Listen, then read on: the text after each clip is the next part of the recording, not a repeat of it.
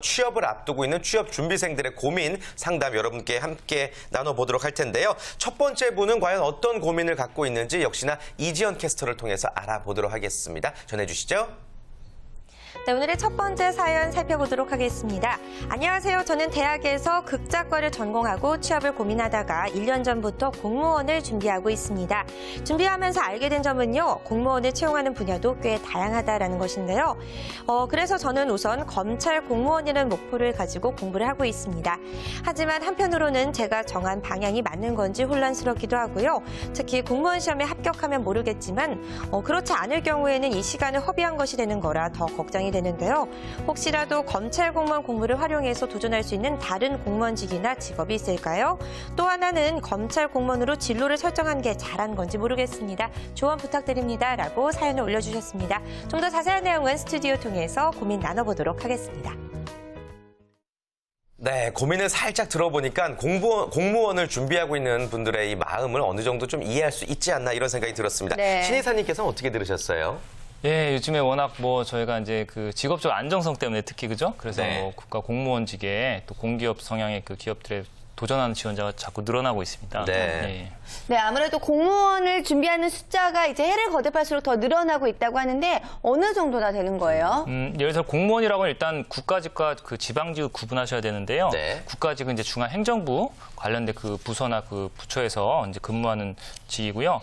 중앙직 그 국가직 같은 경우는 지금 올해 13년도 이제 필기시험 이미 그 지원자 그 수치가 나왔는데 예. 53대 1 평균.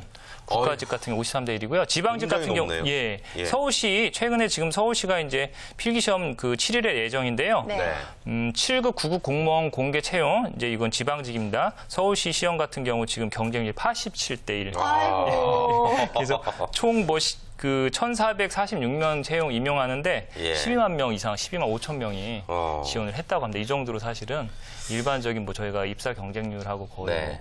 비교가 안 될 정도로. 하늘의 별따기네요, 예, 정말. 그러네요. 아주 얘기만 들어도 좀 힘겨운 여정이 우리 고민 상담자에게 시작되지 않을까 생각이 드는데요. 네. 어찌됐건 좀 목적지가 있는 만큼 계속해서 최선을 다해 주시길 바라겠고 지금의 고민들 저희가 조금이나마 해결해 드리도록 한번 노력을 해보겠습니다. 네. 전화 연결되어 있습니다. 자세한 이야기 들어보겠습니다. 여보세요? 예, 안녕하세요. 네, 안녕하세요. 전화 연결해 주셔서 감사합니다. 예, 안녕하세요. 네, 일단 고민 내용들은 저희가 조금 알 수가 있었는데 여기 전문가분 나와 계시니까요. 궁금하신 내용들 있으면 자유롭게 물어보세요. 네. 예, 알겠습니다. 예, 안녕하세요. 제가 지금 검찰 공무원을 지금 이제는 사연에 이제 드렸다시피 희망하고 있는데 네. 이제 공무원 시험이라는 게 이제는 좀 한정돼 있어가지고 이걸 준비하다가 하면은 만약에 준비하다가 실패하거나 이제는 포기를 하게 되면 다른 이제는 뭐 일자리나 이런 걸 찾아야 되는데 공무원 시험이라는 게 한정돼 있잖아요. 뭐 공부를 하는데 그래서 요거를 활용한 뭐 다른 진로 같은 게 있는지 그런 게 좀 솔직히 막막하고 궁금하거든요. 네, 막막할 예. 수밖에 없을 것 같아요. 예, 공무원 이제 시험 도전하는 게 사실 목표는 뚜렷할 수 있지만 그죠? 워낙에 결과를 예측할 수 없기 때문에 또 어느 시험 준비 기간이 또 개인에 따라 편차가 거의 1, 2년 만에 붙는 분도 계시지만 그죠? 4, 5년 만에 또 붙는 분도 계시고 막막할 수밖에 없습니다. 일단 일반적인 공무원 시험 준비하는 분들 좀 트렌드 말씀드리면 보통은 저희가 이제 5급이나 7급 좀 약간 고위직 지원하시는 분들은 한두 번 도전해서 결과가 안 좋으면 좀 하향 이제 지원을 하시죠. 그러니까 5급 지원하셨다 잘 안 되신 분들 7급 지원하시거나 또 7급 지원하신 분들은 잘 안 되면 또 9급으로 조금 낮춰서 지원하시는 그런 방법이 있고요. 또 요즘에는 추세가 이제 그 시험 과목 자체가 좀 더 예전보다는 그 선택 과목이 유연해졌습니다. 제가 생각하시기엔 지금 전화 주신 분께서 그 검찰 그 사무직 지금 희망하시는 거죠? 네, 사무직 7급 지금 보고 있거든요. 근데 7급 도전 네. 하시려는 거세요? 그러시면은 네. 말씀드린 것처럼 일단 기본 전략은 7급은 어쨌든 9급보다는 또 시험 과목도 많고 그죠? 어렵죠. 그 최선을 다해 도전하시되 만약에 그 결과가 안 좋으실 때 너무 오랫동안 그걸 하시는 것보다는 바로 좀 9급에도 검찰 사무직이 있거든요. 예. 도전하실 수 있는 방법이 있고요. 또 7급 같은 경우도 관련된 또 다른 그 행정직 그 업무가 있습니다. 그게 이제 보통 교정직과 보호직이나 아니면 또 그 마약 수사나 출입국 관리 관련된 쪽들은 시험 과목 약간 유사한 부분이 있습니다. 그런 부분 알고 계신가요?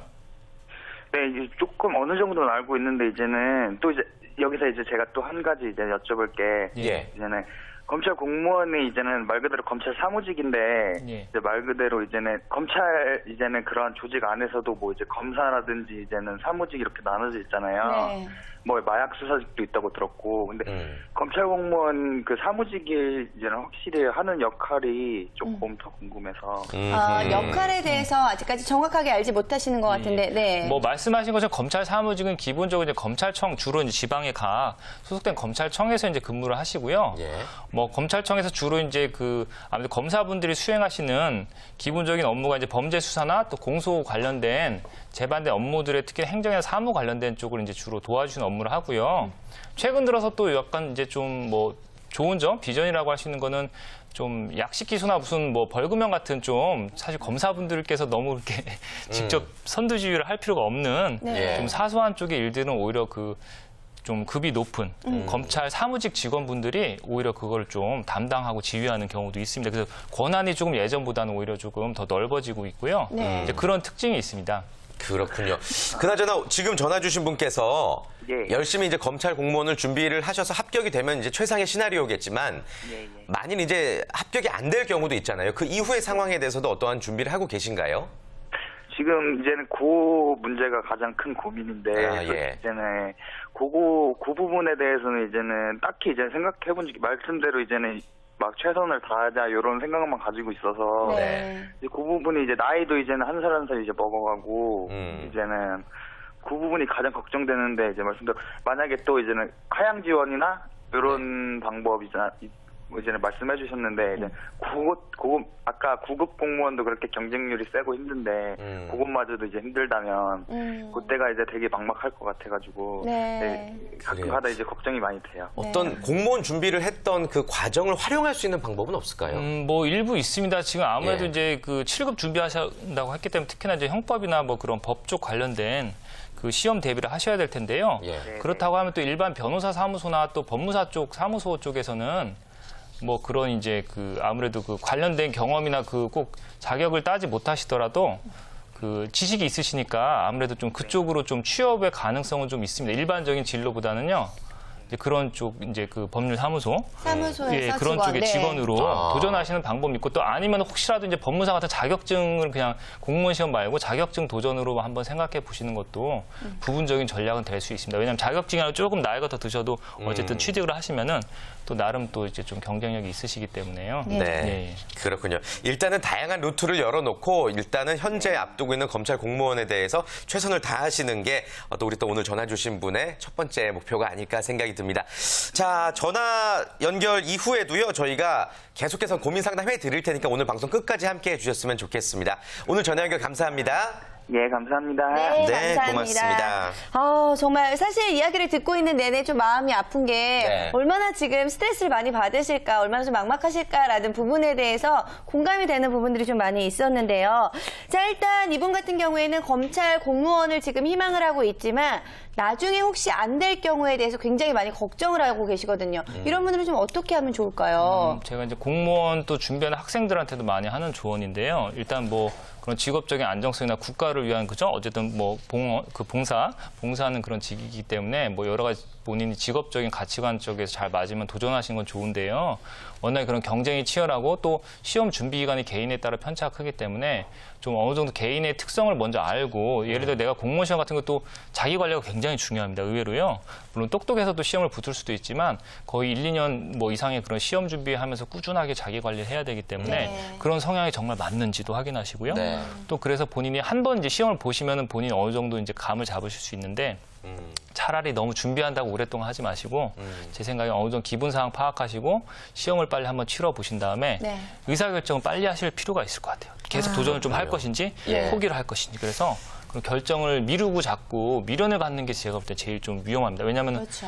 4, 5년 이상 혹시라도 공무원 시험 준비하다가 취업하시려고 하면 좀 제한적인 부분이 있거든요. 아무래도 시간도 흘렀고 예. 그렇군요. 일단 공무원들 해당 직무에 따라 응시 과목이 다르다는 거는 다들 명심을 하셔야죠. 예, 근데 예. 말씀드린 것처럼 요즘에 이제 최근 이제 올해부터 사실은 좀 또 그런 뭐 고졸 학력자 형평성 때문에 네. 예전에는 그런 채용 과목이 기본적으로 저희가 이제 필수 과목이 국어, 영어, 한국사 정도가 필수고요. 네. 이건 뭐 9급 기준입니다. 기존에는 저희가 아까 얘기한 검찰직 같은 경우는 뭐 이제 형법이라든지 형사소송법 이런 선택 과목이 있었는데 지금 올해부터 사회과학, 수학이 선택 과목으로 같이 포함이 됐어요. 아유, 더 어려워졌네요. 만약에 형법이나 뭐 법 쪽 전공을 안 했거나 행정학이나 그런 쪽 전공자가 아닌 경우는 오히려 유리한 거죠. 왜냐면 그렇죠. 조금 일반적으로 알 수 있는 내용들. 예, 그게 이제 아까 말씀드린 고졸자들한테도 대졸자들하고 어떤 형평성 측면에서 이제 그 추가를 한 건데요.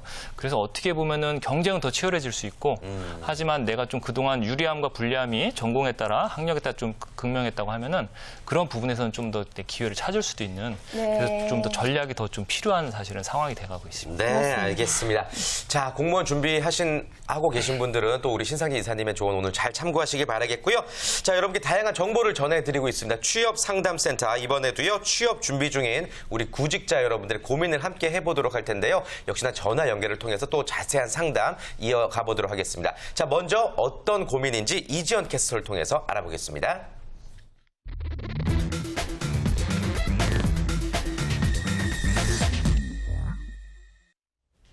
네, 계속해서 두 번째 사연 체크해 보도록 하겠습니다.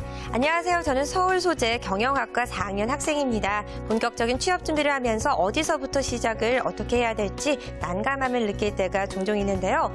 특히 취업 준비를 하면서 반드시 해야 할 것 같은 스터디는 어떤 부분에 포커스를 맞춰야 하는지, 또 요즘 궁금한 점은 각 지자체별로 다양한 채용 박람회를 개최하고 있고 또 기업들도 채용 설명회 등을 많이 운영하는데 구직자 입장에서 어떻게 준비해서 접근해야 할지 모르겠습니다.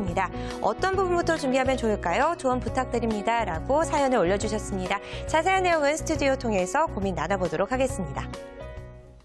네, 사실 많은 분들의 마음이 이와 같은 마음이 아닐까 생각이 듭니다. 취업에 대한 열정과 그 욕심은 있으나 막상 준비를 어떻게 해야 되는지 그 요령에 대해서 많이들 헷갈려 하시는 것 같아요.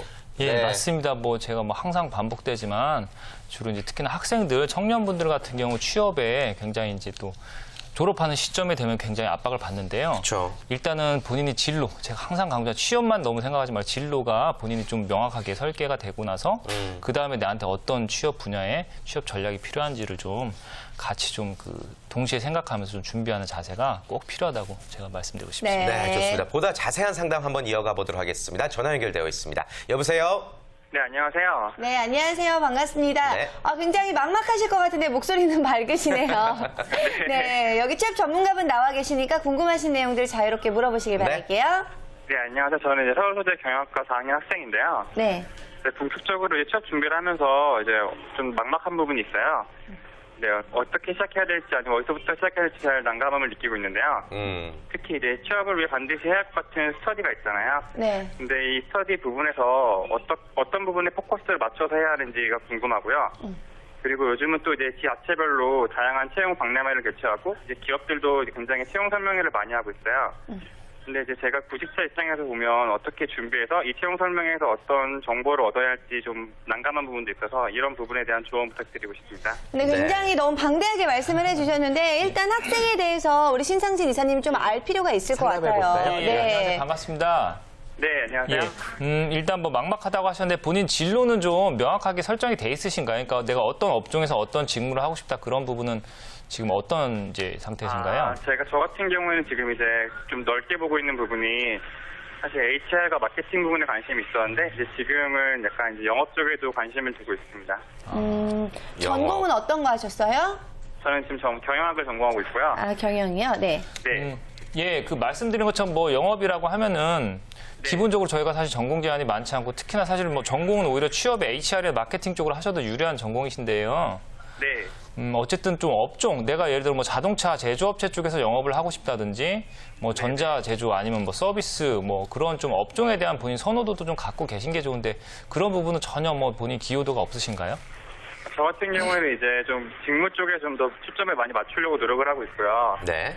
네, 사실 이제 업종 같은 경우에는 이제 저도 가고 싶은 부분이 제조업이나 아니면 이제 IT 쪽으로 많이 고민을 하고 있습니다. 예.